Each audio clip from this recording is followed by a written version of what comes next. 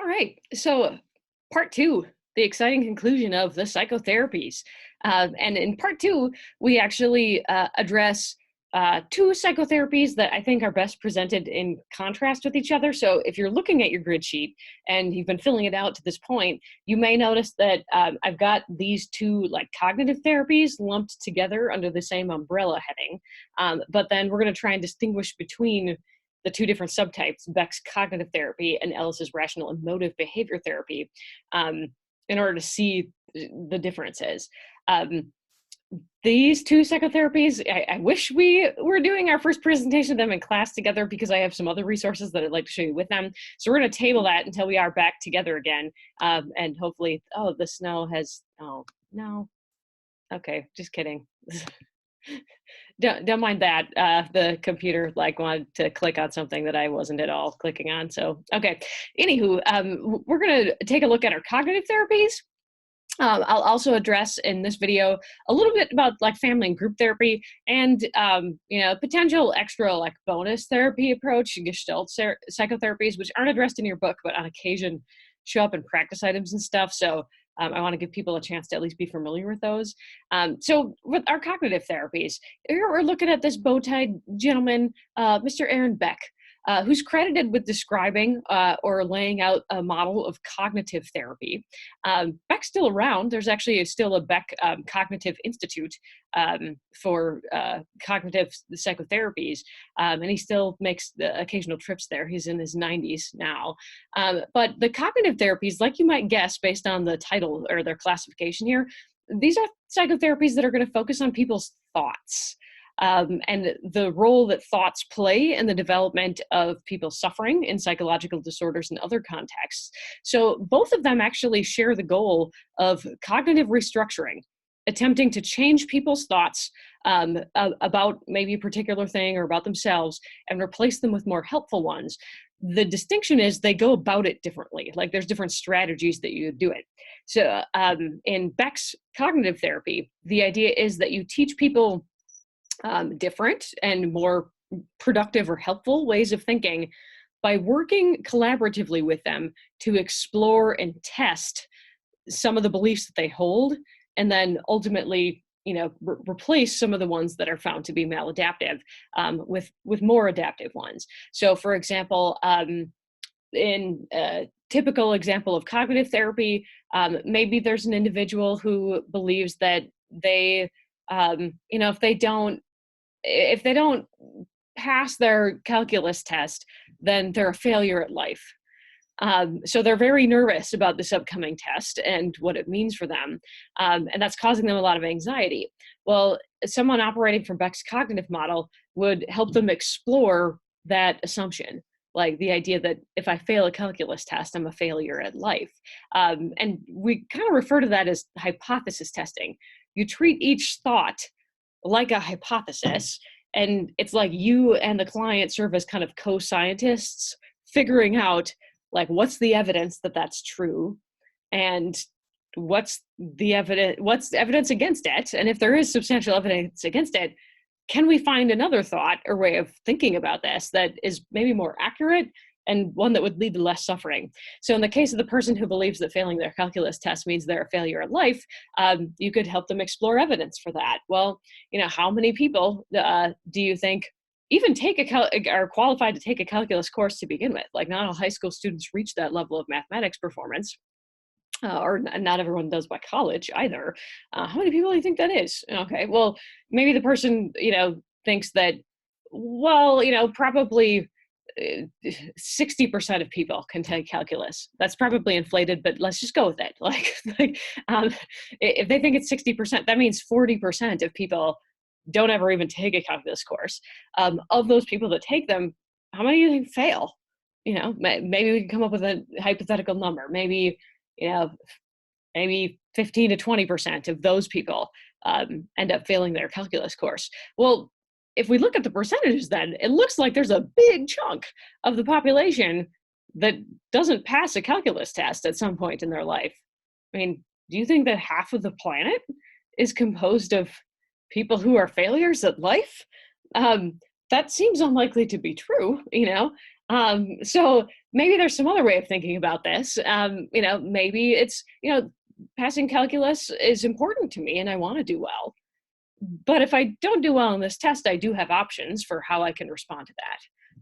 Like that's maybe a less anxiety producing idea than like, if I fail this calculus test, I'm a failure in life. Okay. So, but that, a conclusion is like collaboratively reached. You're working with the patient, you're honoring their ideas and their input, and they're kind of a co-collaborator in working through the thoughts and deciding which ones to keep and which ones might need to be replaced. Cognitive therapists also make use of a strategy called stress inoculation, especially for anxious folks. For someone who is prone to lots of worry, and maybe catastrophizing, like maybe the person believes that there's going to be more threat of disaster in a situation than is realistic. You have them think through like the worst possible scenario and what their problem solving resources are. Because a lot of folks in anxiety believe that, threats are much more significant than they are.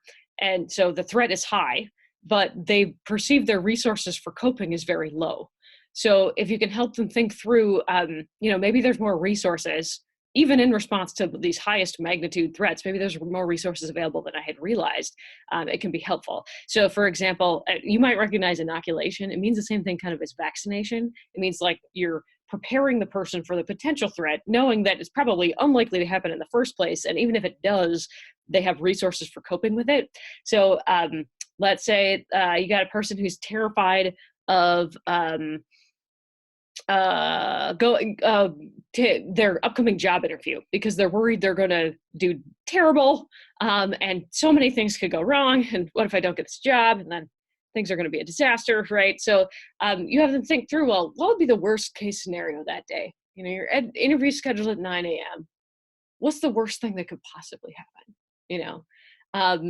And then, think through that. Maybe their worst thing they can imagine is like, well, on the way there, what if I get a flat tire, right? I don't even get to the job interview. And then, everything from that's a disaster. Well, okay, so let's think about that. If you did get a flat tire, how could you respond to that?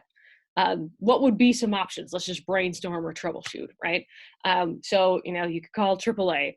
You could call a friend to help you. If you left early, and you broke down, maybe you still might even be able to get to that interview on time. If it turns out that you can't get to the interview on time, maybe you can call and explain the situation. And, there's a possibility that they might be accommodating, right? Worst case scenario is you're not offered the job, and then what? I mean, you might go back to your current job. Like you'd stay where you're at right now, maybe no different than where you had begun. And turns out that might not be super scary when you unpack it and think through the real consequences of it. So by helping people think through their imagined worst case scenario, in part, they might realize it's not as bad as they think it's going to be, for one thing. And should that disaster that they're imagining happen, which again might be unlikely, there probably actually are resources for coping that they have, and they're maybe just not recognizing them right now. Cognitive therapists also often encourage their clients to incorporate or change behaviors, and for that reason, often now you'll see Beck's cognitive therapy referred to as CBT, because so often now it is combined with behavioral types of approaches. So people will use these cognitive restructuring methods, but they'll also incorporate maybe some of the exposure therapies and techniques that we talked about in the context of the behaviorists, some modeling, and of course, some reinforcement. So there's lots of behavioral overlap with the way these therapies are practiced today. So behaving as if is one of these strategies. This is kind of a fake it till you make it approach. Sometimes it turns out our thoughts and our feelings follow action. So sometimes clients could be encouraged to, like if they're feeling depressed and down, to try even for 15 or 20 minutes, if possible, to behave in the way they imagine they would if they were not depressed, which might include things like getting up on time, if we're trying this in the morning, or sitting up straight, smiling more often, simple behavioral types of changes, because those kinds of behaviors sometimes themselves lead directly to thought-based types of changes. So lots of combination of those things. In terms of pros and cons for this one, there is a lot of research suggesting that CBT is effective for treating depression and a lot of the anxiety conditions. So it's widely used for some of our most common psychiatric conditions. One potential obstacle with it, and again, like this is a very simplistic presentation. It's not as easy as this slide might make it look or appear. But one potential problem that arises with this approach is, like, if the patient already recognizes that their fears are irrational, or their beliefs are irrational, you helping guide them toward that conclusion so they can be replaced may not help a lot. Like, they may already recognize this is not a helpful thought and have been trying to think another way. Like, or folks with specific phobias actually often fall into that category, that they know darn well that spider is not going to kill them, and they realize it's irrational to think that way, but they still have this elevated fear response when they see one. And in that case, probably behavioral strategies are going to be a little more effective than the cognitive stuff, because they're already on board with the cognitive stuff. So the gentleman that you see over here in weirdly high-waisted pants, I'm not totally sure. I mean, there's other pictures of him. That's not the most flattering one. I apologize. Okay, this is Albert Ellis, and he's credited with developing rational emotive therapy, which actually preceded Beck's approaches by a decade or so. And this approach as well is often combined with behavioral techniques. So now it's often referred to as rational emotive behavior therapy, because it might be used in combination with some of the techniques of the behaviorists. It also has as its primary goal cognitive restructuring. So helping people change their maladaptive thoughts to more adaptive ones in order to find relief from their suffering. But the approach here is a little bit different. Ellis was a fan of being very direct with his clients. So rather than doing the cooperative hypothesis testing, where we both kind of think through, what are the thoughts that are guiding this? What are some alternatives? And, treat each other like co-scientists. In Albert Ellis's approach, you just kind of tell people that they're wrong, suggest to them that their thinking is maybe not helpful and that they need to change. Ellis seemed to be really good at developing rapport with his clients in a way that allowed for this. So, like, he could point out to a client, Helen, you're not a stupid person, but that thought that you just shared is kind of a stupid thought. There's no evidence for what you just said in the real world. You made up a rule, so not everybody could probably handle that kind of direct confrontation. But he was good at it. And one of the core things that you end up doing a lot in this type of psychotherapy approach is, like, calling people out when they're using phrases like, but I must get an A, but people should treat me nicely. Those kinds of things imply rules about the universe that aren't universally there. If people say, I must get an A, like, that kind of implies that they think there's a disaster that's going to happen if they don't, which is objectively not true. Like, just not getting an A doesn't cause the world to fall apart or you to become a failure. There's no direct relationship between those things. And so he often used those things as signals for irrational ideas. And when I do see in class again, you'll actually get a list of what Ellis described as like 15 different core irrational ideas. That he thought were the things that underlie most anxiety and depression.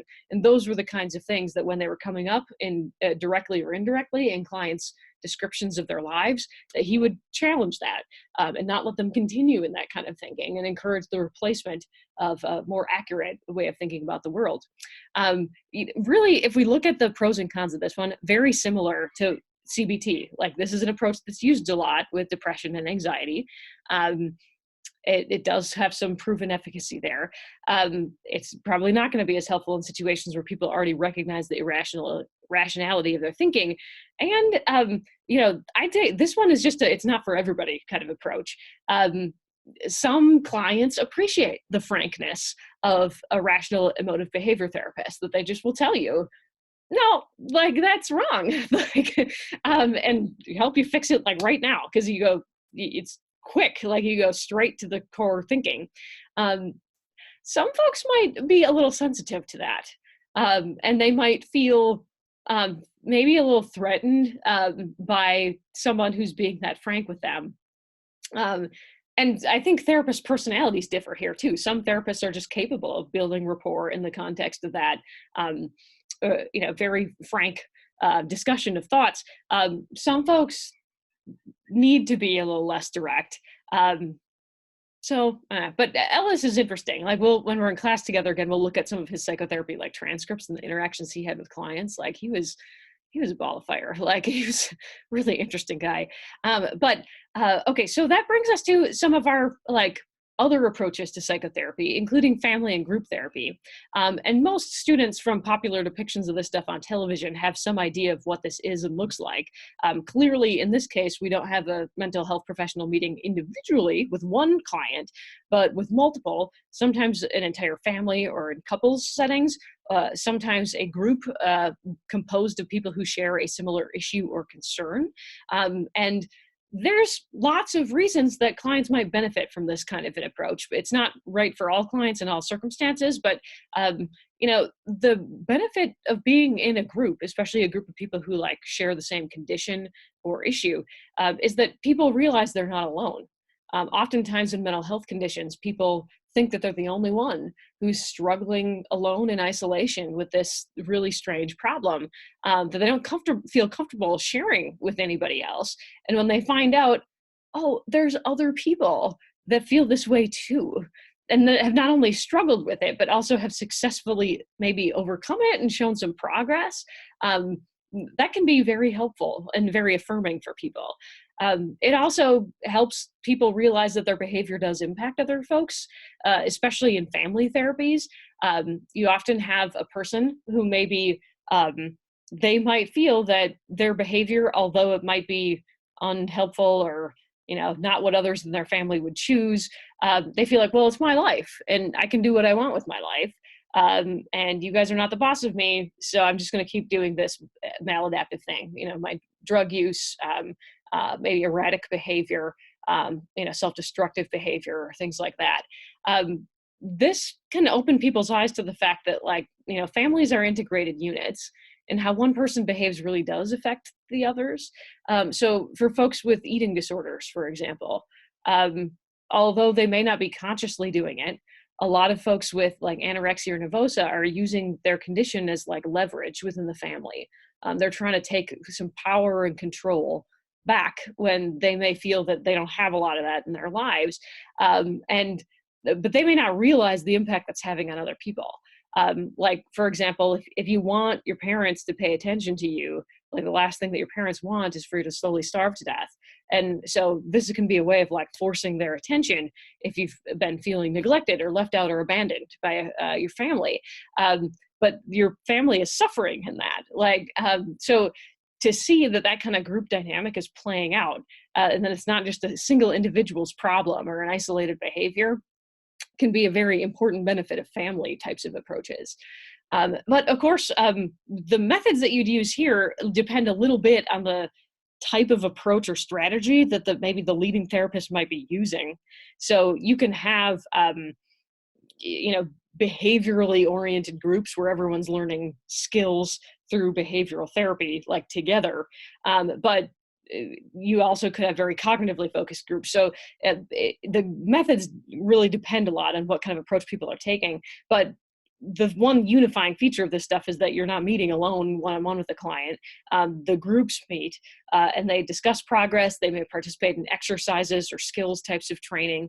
Certainly in family therapies, helping people recognize how their behaviors and thoughts might affect other people, and that the family is this interconnected unit, and establishing coordinated goals for what everybody wants to do to get better is important within that. For Pros and cons, as you mentioned before, there are some unique benefits of groups, including, normalizing the suffering that people are experiencing, helping people share progress with each other and share ideas and strategies maybe for overcoming something. They are usually centered on a very specific issue, and that could be a pro or a con. There's a lot of like self-help groups, for example, that focus on a specific type of substance abuse. So like Alcoholics Anonymous, for example, if you go to an AA meeting, that's focused solely on alcoholism. That's probably not the place that someone would be getting relief from their bipolar disorder if they've got comorbid diagnoses of bipolar disorder and alcohol use disorder. So if you have like multi and varied issues, like a group might not cover all of those things. But on the other hand, it might be really good to have the group just focused on one thing, because then that's manageable for everybody who's there. It can save time and money because you have multiple clients meeting at one time. That's never the primary reason you would recommend group therapy to somebody, though. If it's just like, oh, this is cheaper, when something that might be more expensive would actually help them more, that would be perhaps an unethical recommendation. But these groups can be pretty cost effective. Like a lot of self-help groups don't actually have any cost associated with them at all. And it's certainly not for every problem or for every person. So for example, sometimes like the personality disorders, depending on which ones we're talking about, may not be well suited to groups. Like putting together a group of narcissists and narcissistic personality disorder is likely to just lead to a lot of competition and one-upsmanship, because they all kind of feel superior to each other. And that might not be a good situation to create. But for other conditions like social anxiety disorder, groups can be super powerful. Like the socially anxious folks may be reluctant to join them because it's going to involve confronting other people and being in front of other people, but that is precisely what they need. They actually need opportunities in a safe shared space to like practice the skills that they're learning and to overcome some of the nervousness that goes with the interaction with other people and potential for evaluation. So some conditions and some people, these are incredibly well indicated. For others, they might not be.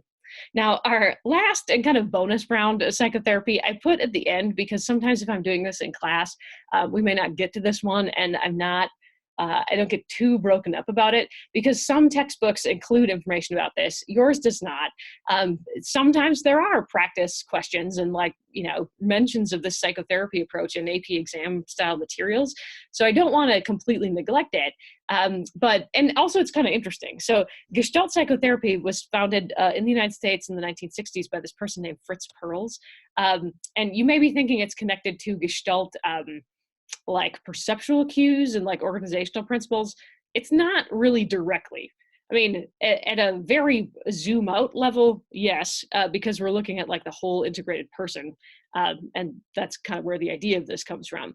But, we're not going to see them deploying stuff related to continuity and connectedness as a visual principle. Like that's not what this is. But instead, this is often brought up in textbooks as an example of an existential type of therapy, because the idea is that it helps people grapple with some of the conflicts inherent in life's existence. We all have needs and fears and things that we want, but unlike humanistic approaches, which kind of assume like you can grow and be like whatever you want to and aspire to be, and our job is to help you with this, the Gestalt therapists actually see their role as helping people understand that, the world actually constrains some of the things that we can accomplish and whether or not we can always meet our needs. And we ourselves sometimes participate in those constraints. So we may be blocking ourselves from meeting our own goals and getting our own needs met. And this is a very whereas humanistic approaches are very non-directive, this one is pretty directive. They got a lot of cool tricks in their toolkit. One that the Gestalt therapists emphasize and that has come up a lot and been borrowed by other psychotherapy approaches is using I language or I statements so that people can take responsibility for their own feelings. So rather than saying like, she makes me so mad, they might stop the client in their speech and say, wait, hold on, can you maybe take more responsibility for that feeling? Can you say, I was mad when, because that helps the person recognize that this emotion is theirs. It's not something that's being imposed on them by the world, and that, maybe they have some control over it. Because if it's yours, you get to make decisions about how you're going to use it or deal with it. They also make use of a really specific type of therapeutic technique, which is just interesting. And, today on your snow day, why not try this out? Like in your own living room. The empty chair technique is this approach for making something that might be kind of abstract and invisible to a person seem more concrete. It's often used for feelings. So if someone, is having problems with anger, maybe they're in an anger management type of psychotherapy situation where their anger has been problematic and they're trying to develop strategies for controlling it. So the therapist might actually pull up an empty chair next to the two of them and tell the client to imagine the anger in that empty chair and to talk to it. To explain or have a dialogue with your anger where you say, like, sometimes when you show up, I'm not my best self.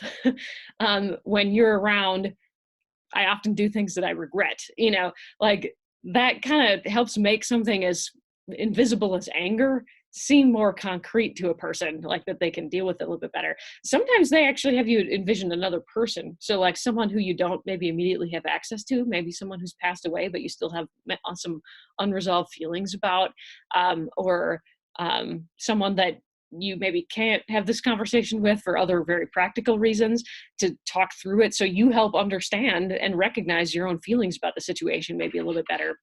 Lots of use of like metaphors, so exercises that kind of help people understand their own behavior using really concrete examples. So to have someone like, smear together like some, shaving cream and food coloring or something, to make a colorful mess and then try and separate it out again. And then of course they're going to struggle with that. And maybe that'd help the person realize, like, sometimes once you go down a pathway and start making some mistakes, even if you later apologize, there's going to be some lingering consequences of this stuff. It's not always easy to undo certain actions. That kind of, hands-on kind of concrete, like, use of metaphor may help people understand their own thinking, feeling, and behavior in a way that's less abstract. This approach, some people really like the techniques that go with it. I do think there's something to this I language stuff that is empowering for people. And it certainly communicates hope about people being able to maybe understand themselves and how they're blocking themselves from their own goals. It doesn't really directly teach any skills though. And sometimes people need that. So like to bring in some of the modeling of the behavioral approaches, maybe that might be a good modification for it. But the Gestalt therapists, they're pretty interesting folks. Like they at least have a pretty interesting constellation of techniques that sometimes seem kooky to people, but might be well suited to some clients. So with that, that kind of concludes our brief tour of the psychotherapies. I hope the rest of your snow day is a smooth one, and I'm glad that you took the time to work your way through this stuff, because it's going to help you when you come back to class the next time I see you, because we'll be ready to start trying to spot examples of these things. Because it's one thing to just know the features of these psychotherapies. We want to be able to like spot from an example, here's a statement that cognitive behavioral therapist might make. Here's a statement that a psychoanalyst might make, and how are the goals different and the pros and cons different. Like we're going to try and sort through all of that. So enjoy the rest of your snow day. Stay safe, stay warm. I'll see you again soon.